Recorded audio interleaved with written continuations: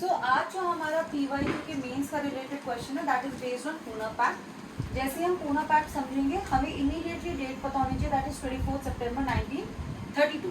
तो क्वेश्चन में हमारे क्लियरली दो टर्म्स मेंशन थे, that one was socio and another one was political, कि किन कारणों की वजह से ये इवेंट की मॉडर्न इंडियन हिस्ट्री में नौबत आनी पड़ी। When we are talking about socio that means the society, तो हमारी सोसाइटी में होता था कास्ट डिस्क्रिमिनेशन, और ये caste discrimination ancient time period से ही होता आ रहा था। And there was a word in the Gupta time period chandala that was used for them. ठीक है, अपार्ट फ्रॉम दैट इस कास्ट सिस्टम की वजह से उन्हें सोशल एक्सक्लूजन फेस करना पड़ गया था।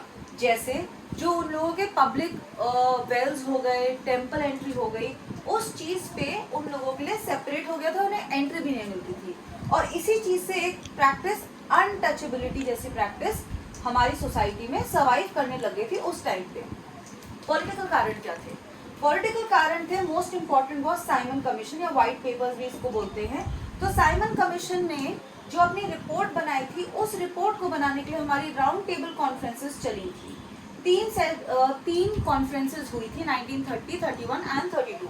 उन तीनों कॉन्फ्रेंसेस पे B.R. अम्बेडकर ने किस चीज के लिए रिप्रेजेंटेशन दिया था? डिप्रेस क्लासेस के लिए रिप्रेजेंटेशन दिया था। और उन्होंने कड़ी मतलब हर प्रॉपर तरीके से ये रखा था that he demanded separate electorate. उसी सेपरेट इलेक्टोरेट के चलते 16 अगस्त 1932 में कम्युनल अवार्ड ऑफर हो गया था। कम्युनल अवार्ड का मतलब क्या हुआ? दैट मीन्स जो भी, ठीक है, तो हम लोगों का जो पार्ट कवर हो गया कि कम्युनल अवार्ड मिल गए थे।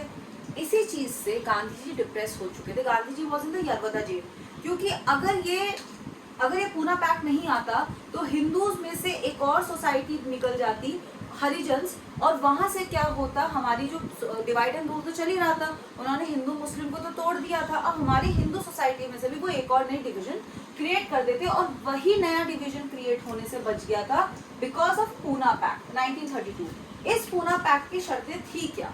ठीक है, तो हमारी जो पूना पैक्ट की शर्तें ये थी कि 18% तो उन लोगों को सेंट्रल लेजिस्लेटिव असेंबलीज में रिजर्वेशन मिल गया था, और प्रोविंसेस में 71 से 147 सीट्स मिल चुकी थी। तो यहाँ तक तो एक तरीके का आंसर बन जाएगा। नेक्स्ट आंसर का जो पार्ट है वो है इम्पैक्ट। सोशल इम्पैक्ट क्या हुआ?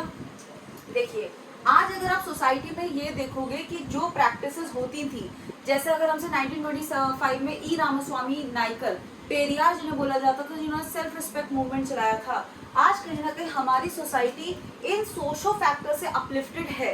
अपार्ट फ्रॉम दैट पॉलिटिकल अगर हमसे देखा जाए, क्योंकि पॉलिटिक्स में इक्वल रिप्रेजेंटेशन मिला, कांशीराम और मायावती जैसे हमारे पास इंपॉर्टेंट लीडर्स हमारी हिस्ट्री में रहे हैं।